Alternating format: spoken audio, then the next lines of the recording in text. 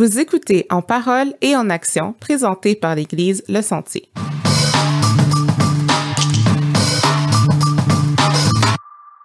Bonjour, chers auditeurs, et re-bienvenue à En parole et en action. Donc, on était, il y avait une longue pause due aux vacances et à la saison estivale. Donc, on est super content d'être ici avec l'équipe pour continuer nos enregistrements. Au micro, Dina Destin, et je suis avec Mike aujourd'hui pour co-animer. Oui, salut tout le monde. On est vraiment content de recommencer. Longue pause durant l'été, mais c'est ça, on se relance là-dedans avec des nouveaux sujets, des nouveaux thèmes, puis on regarde une belle année. Ben oui, c'est ça. Sinon, Mike, t'as-tu passé un bel été? J'ai passé un super bel été, des belles vacances. On en a profité en famille. Vous autres? Oui, même chose pour moi. Beaucoup de temps de famille à l'extérieur. C'est bien fun. Fait que là, on arrive ici pleinement rafraîchi, prêt pour repartir sur une nouvelle année, puis s'amuser avec ça. Puis pour commencer l'année, on a Marie Fugère avec nous, ici en studio.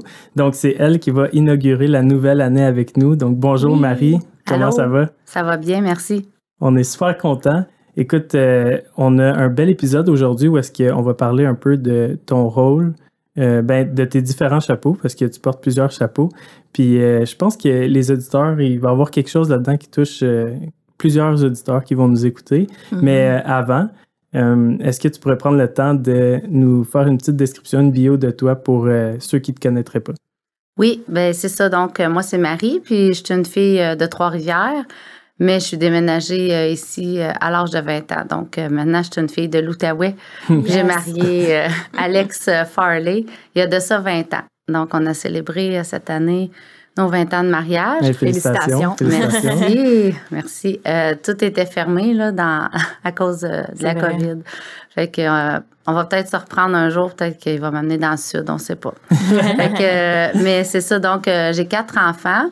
Le plus jeune, Philippe, a 9 ans, puis ensuite c'est Frédéric, 11 ans, Élie, 13 et Isaac, 16 ans. Donc, ils sont tous à l'école. On vient de recommencer l'école, tout le monde. Moi aussi. Puis Alex aussi. Donc, Alex fait son doctorat. Puis moi, je suis enseignante de maternelle dans l'école de mon quartier. Okay. Donc, on vient de recommencer. Puis, c'est ça. Donc, je suis maman. J'ai été maman à la maison longtemps. Ensuite, j'ai recommencé à travailler en faisant de la suppléance. Puis là, depuis maintenant 5 ans, je travaille à temps plein. C'est ça, les enfants, ils grandissent, sont tous à l'école. Donc, je trouvais que c'était un bon temps pour retourner au travail. Mm-hmm. Mais je trouve ça quand même assez intense là, d'être à temps plein au travail, d'être aussi maman, de gérer la vie de famille, d'être aussi une femme de pasteur avec les différentes choses que ça l'exige, ou les demandes, ou les engagements. Mm. Puis c'est pas mal ça, là. C'est qu'est-ce que je fais présentement, c'est ça. Mais justement, aujourd'hui, je pense qu'on voulait un peu dédier l'épisode principalement à ton rôle de femme de pasteur. J'ai l'impression qu'on met pas beaucoup l'emphase là-dessus. T'sais, on n'en entend pas souvent parler. Il y a beaucoup de travail qui se fait dans l'ombre. Fait qu'on voulait mettre la lumière là-dessus aujourd'hui puis entendre ton témoignage là-dessus. Ah, OK, cool. Donc, si on se lance, première question. À ce jour, est-ce que tu dirais que tu es confortable dans ton rôle de femme de pasteur? Oh, ça, c'est une bonne question. C'est drôle parce que, en tout cas, dans ma tête, ou quand je grandissais, une femme de pasteur, c'était comme une femme âgée. J'allais à l'école biblique aussi où il y avait beaucoup de pasteurs. Puis il me semble que les femmes de pasteurs, c'était toutes des madames là, plus vieilles, en robe, qui avaient de l'air... Qui jouent du piano, qui avaient de l'air spirituel. Puis, c'est ça. Moi, je me dis, dans le fond, c'est vrai que je commence à être vieille, là, mais je suis pas encore... j'ai peut-être pas l'air encore de qu'est-ce que je pensais qu'une femme de pasteur avait l'air. Mais ça, c'était juste un cliché, là. Ouais. Donc, pour répondre à ta question, oui, je suis à l'aise avec mon rôle de femme de pasteur. Je me dis que, dans le fond, j'ai ma personnalité. J'ai pas besoin d'être comme une autre femme de pasteur. Mm-hmm. Je suis qui je suis. Puis, avec les dons puis ma personnalité, je peux certainement être un appui pour mon mari puis aussi pour les autres femmes à l'Église. Mm-hmm. Puis, est-ce que ça a toujours été le cas? Oui, je me suis toujours sentie à l'aise avec ce rôle-là. C'est sûr que j'étais assez jeune quand j'ai commencé. T'avais quel Alex a âge? commencé dans le ministère. Dans le fond, je venais d'avoir Isaac, puis j'avais 25 ans. OK, ouais, pareil. Ouais, fait que j'étais comme un peu loin de qu'est-ce que je pensais que c'était une femme de pasteur. Mais tu sais, j'ai ma personnalité, j'ai mes dons, c'est ça, je suis qui je suis, puis j'ai jamais essayé d'imiter une autre femme de pasteur ou d'essayer d'être d'une telle façon, de vouloir plaire. Fait que je me suis toujours bien sentie dans mon rôle. Puis j'avais aussi un bon modèle. En tout cas, je trouvais ma sœur Sarah, qui est plus vieille que moi, est femme de pasteur depuis très longtemps. Depuis, ça doit faire au moins 30 ans, 25-30 ans. Puis, tu sais, je l'ai toujours beaucoup admirée. Donc, tu sais, dans ma tête à moi, je peux être la femme de pasteur que je veux être. J'ai pas besoin de copier quelqu'un d'autre. Ou, je veux être celle qui va vraiment pouvoir aider mon mari, encourager les femmes à l'église. Puis, dépendamment des saisons de ma vie, ben j'ai parfois été plus impliquée, puis d'autres fois moins, parce que j'étais ailleurs, au travail ou avec ma famille. Puis, je pense que c'est correct comme ça. Tu mentionnais tantôt que personnellement, tu n'as pas nécessairement ressenti une pression, mais est-ce que tu penses que la communauté chrétienne met une pression en général sur les femmes de pasteurs? Ou à des attentes, dans le fond? Oui, une pression ou des attentes, tu sais, face à qu'est-ce que c'est, le rôle, l'implication? Ben non, comme je l'ai pas senti ici, puis je la ressens pas ailleurs non plus, venant de d'autres églises ou du camp, ou peu importe, là, dans notre famille là, d'églises ici au Québec, j'ai jamais senti de pression. Non, je me sens vraiment libre d'être qui je suis, puis de servir comme je peux. Je pense que c'est surtout, ben en tout cas, la façon que je vois un peu ça, c'est que, tu sais, moi, je suis là pour aider Alex, tu sais, pour soutenir son ministère un peu, pour servir aussi. Puis, tu sais, notre rôle souvent, ou en tout cas, ben, je parle pas juste pour moi, mais toutes les femmes, tu sais, des fois, c'est fait dans l'ombre un peu, ou ce qu'on fait à la maison, c'est pas nécessairement vu. Puis, tu sais, on peut travailler beaucoup, justement, dans l'ombre, peut-être pas aux yeux de tous à l'église. Puis, je pense que quand on fait ça pour le Seigneur, puis on sert, c'est correct, là, puis qu'il n'y a pas une façon de faire. Non, mais c'est bien. Ah, c'est vraiment cool. Ouais, vraiment. Moi, j'avais comme en tête que c'est comme si je m'étais fait ça dans ma tête que, tu sais, une femme de pasteur, un peu, c'est ça, on a comme un cliché. Puis si on rentre pas dans ce moule-là, tu sais, on pourrait... Je pense que c'est plus à l'intérieur, tu sais, se sentir d'une manière ou d'une autre, sentir, ah, j'en fais peut-être pas assez, ou, tu sais, un peu comme tu disais tantôt, tu sais, être là disponible pour les femmes de l'Église ou peu importe. Mais c'est ça, je me dis, à quelque part, tu sais, il y a peut-être des gens qui peuvent sentir comme à l'intérieur d'eux, à cause de ce cliché-là, Ouais. que, je devrais peut-être faire plus ou peut-être que je devrais être plus disponible ou peu importe. Fait que pour vrai, moi, d'entendre ce que tu dis, tu sais, je trouve ça vraiment cool de savoir que dans le fond, tu ressens pas ça. C'est comme vraiment amène à ça. C'est vraiment cool. Tant mieux. J'ai le goût de te demander, pour toi, ça représente quoi, genre, le rôle de femme de pasteur, ou qu'est-ce que ça devrait être, ou qu'est-ce que ça représente quoi pour toi? Peut-être que, comme je disais un petit peu tantôt, je trouve que ça se décide plus, ou c'est plus dans le couple un peu qu'on définit ça. Tu sais, pour Alex et moi, ce que ça a été, entre autres, c'est beaucoup de soirées passées seules à la maison, au début, surtout, tu sais, pour moi. Fait que, dans le fond, moi, j'étais avec les enfants pendant que lui était ici. Fait que là, on a eu une saison où est-ce que c'était plus comme ça, tu sais. Moi, j'étais pas en train de servir nécessairement, j'étais pas sur l'estrade en avant en train de faire la musique, mais je me disais, ben, je suis en train de servir, puis d'aider mon mari en lui permettant de faire son ministère en restant à la maison les soirs quand il n'est pas là. Donc, dépendamment du moment de notre vie ou ce qu'on est rendu avec notre famille, ça change constamment. Donc, ça n'a jamais l'air de la même chose. C'est jamais pareil, ça bouge, ça évolue avec notre vie de famille. Donc, ce que je vois, comment je vois ça, si je reviens à ta question, c'est que entre nous deux, Alex et moi, ben, on s'en parle, on décide qu'est-ce qui marche pour notre famille, qu'est-ce que moi je peux faire. Tu sais, si moi j'ai été longtemps impliquée aux Oursons, c'est quelque chose que j'avais à cœur. ben là, lui s'arrangeait autour de son horaire pour me permettre de faire ça. Donc, c'était vraiment comme plus entre nous deux, je dirais. Puis notre famille, qu'on décidait qu'est-ce que je fais là, à ce moment-là pour l'appuyer, qu'est-ce que moi j'ai envie de faire aussi dans l'Église. Fait que c'était plus nous deux que les autres autour, là, qui disaient, qui dictaient quoi faire, là, en fait. Je faisais pas vraiment rien parce que quelqu'un me le demandait, là. C'est bon. Fait que c'était vraiment au niveau de la dynamique familiale puis de vos désirs, dans le fond, d'implication. Ouais. Ah, c'est bon. C'est drôle, moi, je vois parfois la vie de pasteur comme un courtier hypothécaire. Explique-toi. Ça a l'air drôle. Non, mais je parle en fait d'horaire du temps. Parce que c'est comme un emploi où est-ce que tu te mets disponible pour les gens quand eux sont disponibles. Ouais. Tu sais, dans le fond, c'est qu'Alex, il peut...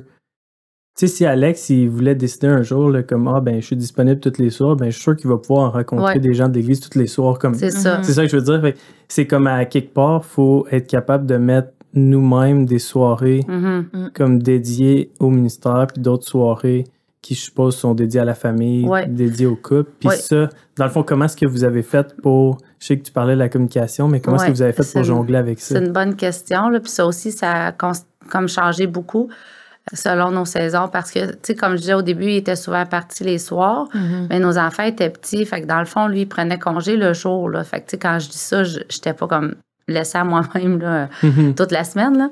Fait qu'il pouvait prendre congé le matin, tu sais, on allait au McDo avec Isaac puis Élie, pendant qu'ils glissaient, nous, on jasait, tu sais, on prenait un café. Puis là, fait que ça fonctionnait bien pour nous. Quand les enfants commençaient à aller à l'école, ben là, ils prenaient plus vraiment congé le lundi parce que là, c'est comme, tu prends congé, mais il n'y a plus personne qui est là, tu sais.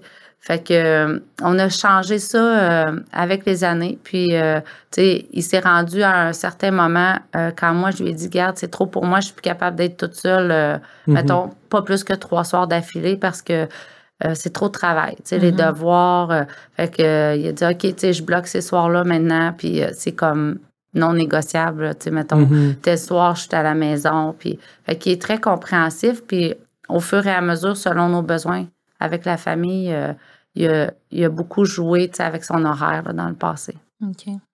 C'est vraiment cool, ça. Oui, vraiment. Fait que c'est vrai que ça peut ressembler à quelqu'un qui a un travailleur autonome, là, qui décide comme de son horaire, mais il y a des choses qu'il peut pas, par contre, décider comme le dimanche. C'est obligé.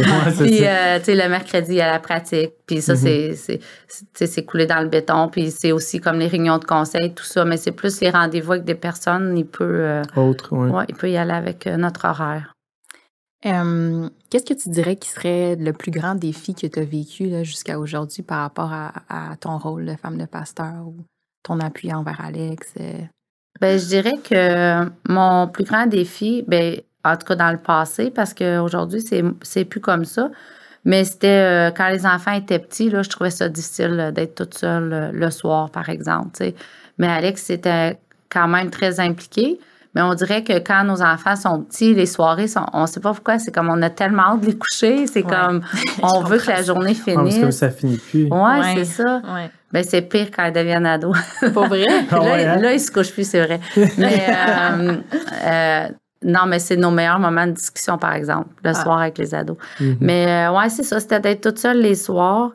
Pendant que lui allait travailler. Puis, je te dirais que les premières années, j'avais souvent même une mauvaise attitude. Je boudais des fois quand il partait. Je faisais la petite baboune. Puis là, il se sentait pas bien. Là, il se sentait mal de partir. Puis en tout cas, mais ça, c'est quelque chose que avec les années, je veux dire, j'ose croire que j'ai grandi en maturité. Puis j'ai changé pour ça. Puis... c'est ça, on en a souvent parlé. Là. C'était une discussion. Je lui disais quand que c'était comme, OK, là, je trouve ça trop difficile. Lui aussi, à l'occasion, il me donnait des pauses aussi là, quand il voyait que moi aussi, j'avais besoin de m'en aller. Fait que c'est ça, c'était mon défi. Mais ça fait quand même quelques années. Aujourd'hui, il part encore, mais je dirais que je trouve encore ça dur. Je m'ennuie. Je l'aime. J'aime ça quand on est ensemble. Il est parti l'autre jour... il était parti à la pêche, puis j'étais comme, je m'ennuie vraiment, comme j'aime ça être avec lui, tu sais. Ouais. Je pense que vous faites une bonne équipe parce que vous avez quand même eu 4 enfants. Oui. Ouais, c'est ça, à travers tout ça. Ouais. Mais tu sais, avec, c'est ça, je dis, quand les enfants vieillissent, c'est comme des fois, le soir, je m'ennuie, mais il y a tellement d'actions dans la maison, puis de discussions, puis de choses qui se passent que je vois pas la soirée passer. Mais je peux juste imaginer, tu sais, comme avec les plus jeunes. Tu sais, je peux pas comprendre vraiment la portion rendue ado, là, mais avec les plus jeunes, tu sais, en plus que tu étais maman à la maison, tu sais, ça veut dire que tu passes la majeure partie de ta journée avec eux. Ouais. Puis là, après ça, tu sais, t'as aussi la soirée qui embarque là-dessus. Puis je me souviens, là, pendant une phase, Joka était retourné au travail. Puis il a fallu que je garde les enfants juste comme quelques jours. Je pense que j'en gardais un, là. Je pense que c'était mon plus vieux. Puis je le gardais, je pense, 3 jours durant la semaine.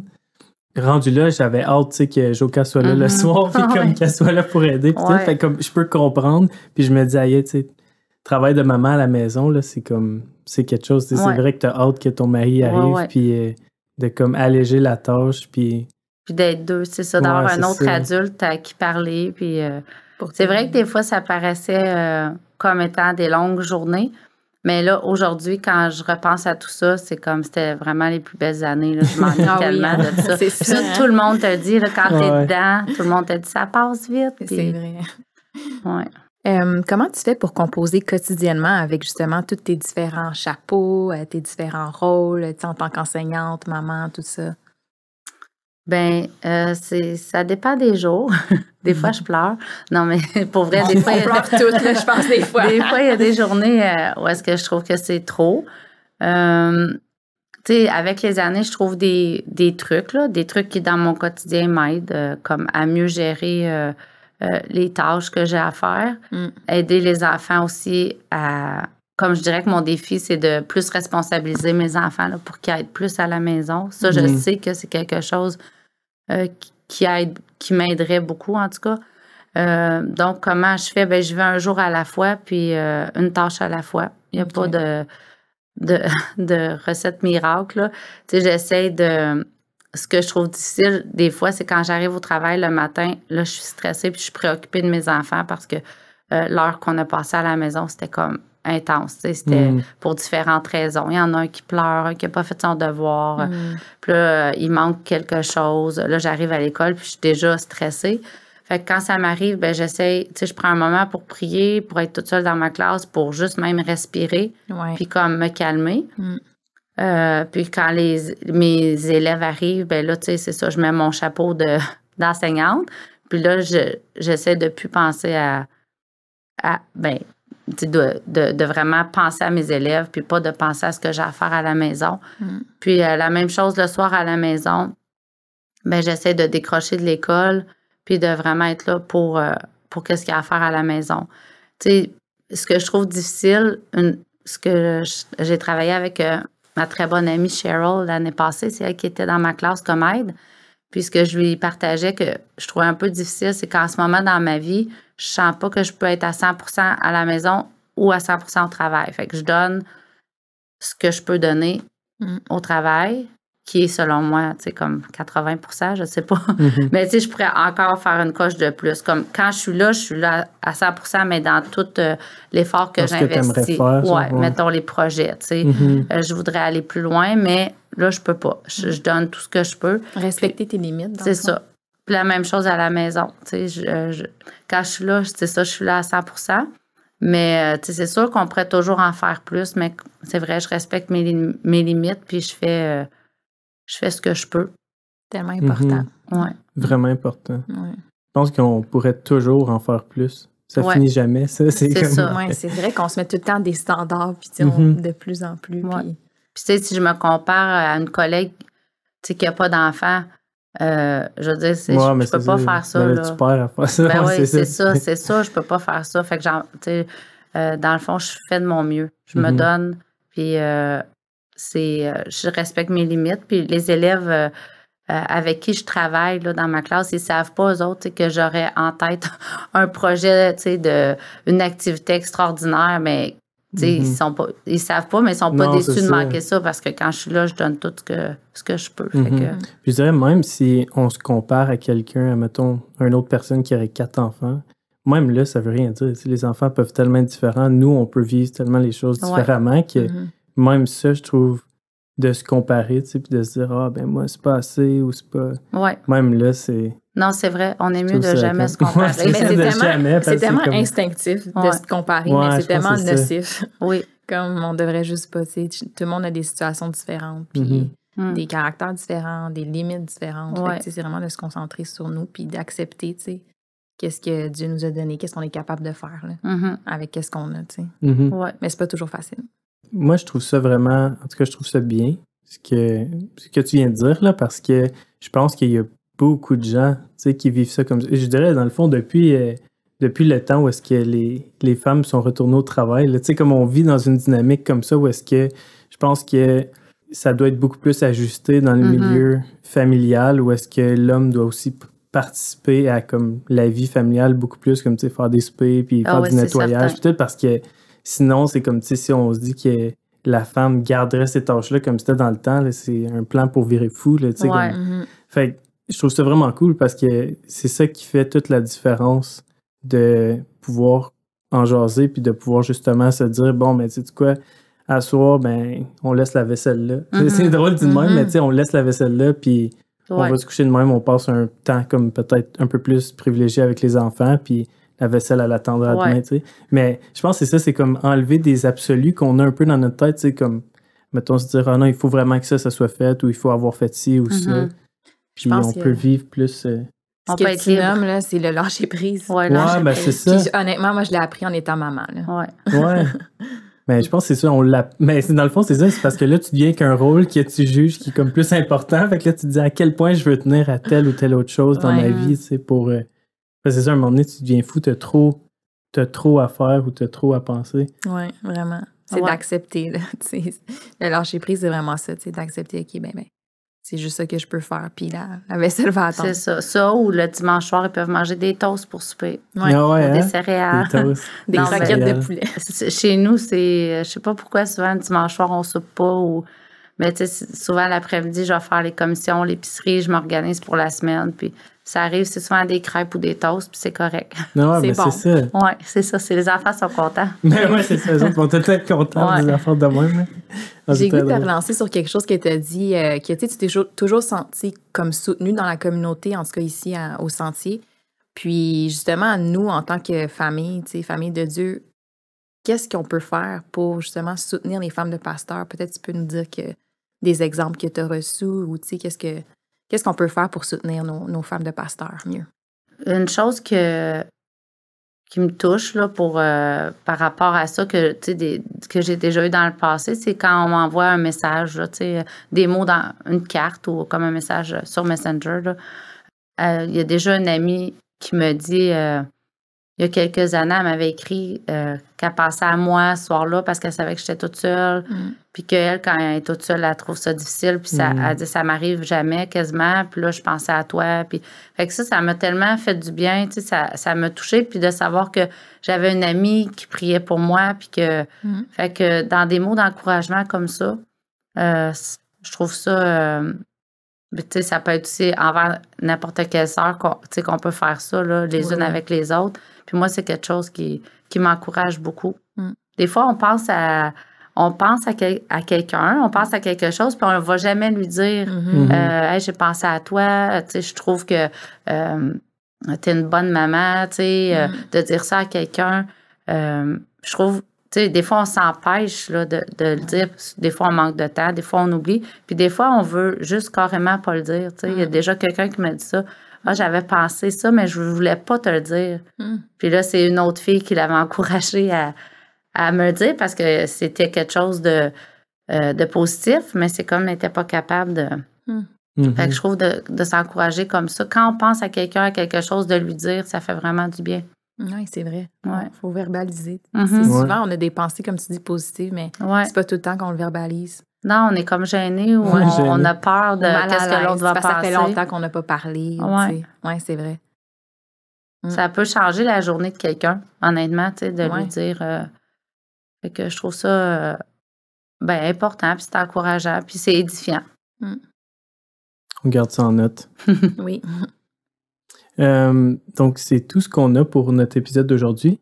Ouais, on passe au verset. Ouais, OK. Est-ce que tu voudrais bien nous partager le verset qui te touche présentement, Marie? Oui. Il y en a plusieurs. Là. Quand j'ai pensé à en chercher un, on dirait que je cherchais le verset. Puis là, j'étais comme, lui, je l'ai déjà partagé. Lui, en tout cas, je sais pas, on dirait que je me cassais la tête. Finalement, j'ai décidé d'arrêter d'y penser puis de prier là-dessus parce que je me suis dit, certainement que j'ai un verset qui me tient tellement à cœur, que j'aime tellement. Puis ce matin, en me réveillant, c'est le verset, je suis allée dehors à 6h30 pour mon chien. Puis le ciel était tellement beau. Puis là, je pensais au verset dans Matthieu 6, 34. « Ne vous inquiétez donc pas du lendemain, car le lendemain aura soin de lui-même. À chaque jour suffit sa peine. » Puis, tu sais, dans le monde pas chrétien, il y a souvent plein de gens qui vont dire des choses comme ça, ou ils vont dire des affaires comme YOLO, je sais pas quoi, là. Tu sais, vis ta vie, puis arrête de... Mais dans le fond, ça s'appuie sur quoi, tu sais, qu'est-ce qu'ils disent? C'est sur quoi leur fondement? C'est sur qui? Parce que il y en a plein d'inquiétudes dans la vie, là, puis ça va jamais arrêter. Il y en a plein de stress, fait que... Mais nous, en tant que chrétiens, quand on a Dieu, tu sais, on peut justement arrêter de s'inquiéter, parce que Dieu, il s'occupe de notre lendemain, puis s'inquiéter, vraiment, ça change rien à qu'est-ce qui va se passer, tu sais. Tellement. Puis Dieu, il nous le demande, tu sais, il nous le dit, arrête de t'inquiéter, fais-moi confiance, moi, je m'en occupe. Fait que ça, c'est un verset, là, ça fait des années, tu sais, que ce soit au niveau des finances, au niveau du travail, des enfants, plein de choses de ma vie. Les inquiétudes, c'est quelque chose qui me vient très facilement. Je suis pas une personne stressée qui va comme avoir l'air d'un paquet de nerfs, mais je le vis à l'intérieur. Puis je peux avoir quelque chose, là, je me soucie de, je sais pas, un voyage, quelque chose, puis là, je pense aux détails, puis je vais pas arrêter de m'inquiéter pendant plusieurs jours, jusqu'à temps que là, je suis plus capable, puis là, je remets tout ça à Dieu, puis c'est comme un gros fardeau qui est enlevé. Puis, évidemment, tout finit par s'arranger. Oui. C'est ça, c'était dans Matthieu 6, 34. 34. Ouais. Merci. Moi, j'ai pris Psaume 145, 18 qui dit « L'Éternel est près de tous ceux qui font appel à lui, de tous ceux qui font appel à lui avec sincérité. » Puis je voyais ça comme souvent en relation, qu'on on a de la difficulté à être comme sincère, vrai, authentique. On dirait que ça nous vient pas naturellement, mais une fois qu'on lit, c'est là qu'on peut vraiment connecter. Puis je voyais ça comme, faut également faire ça avec Dieu, tu sais. Être vraiment sincère, puis le plus authentique possible pour pouvoir connecter, pour pouvoir communiquer, puis, tu sais, ressentir, tu sais, Dieu dans nos vies. Fait que, voilà pourquoi ça me touchait. Vraiment cool. Moi, j'ai choisi le verset Jérémie 17, 7 qui dit « Béni soit l'homme qui met sa confiance en l'Éternel et qui fonde sur l'Éternel toute son assurance. » Puis un peu, comme vous disiez les deux, là, tu sais, dans le fond, c'est à quel point on est chanceux d'avoir Dieu comme avec nous pour justement lui remettre des fardeaux, des inquiétudes, puis tu sais, avoir quelqu'un avec qui, comme tu dis, on peut parler avec sincérité, comme ça fait toute la différence. Et puis ce verset-là, il me fait du bien parce que c'est comme me rappeler, aïe, je suis béni. Ouais. Je suis béni, tu sais, de l'avoir, puis d'avoir cette personne ressource-là qui est tout le temps là, qui comprend tout, qui voit tout, qui entend tout, qu'est-ce que je dis. Fait que, ouais. Et qui s'occupe du lendemain. Ouais, c'est ça. Exact. Hey, mais merci beaucoup, Marie, d'avoir passé un temps avec nous. C'était vraiment intéressant de te parler. Ça m'a fait vraiment plaisir. apprécié. Merci. Bienvenue. Merci à nos auditeurs pour votre écoute. Le balado est disponible sur Apple Podcasts, Spotify, Stitcher et toute autre application de balado. On vous invite à vous abonner à En Parole et en Action et laissez-nous une évaluation. Ça va aider l'émission à rejoindre un plus grand public. Vous pouvez également nous envoyer vos questions et vos commentaires via courriel au balado@églisedesentier.com. Laissez-nous savoir qui nous devrions recevoir en ondes. Merci. Salut!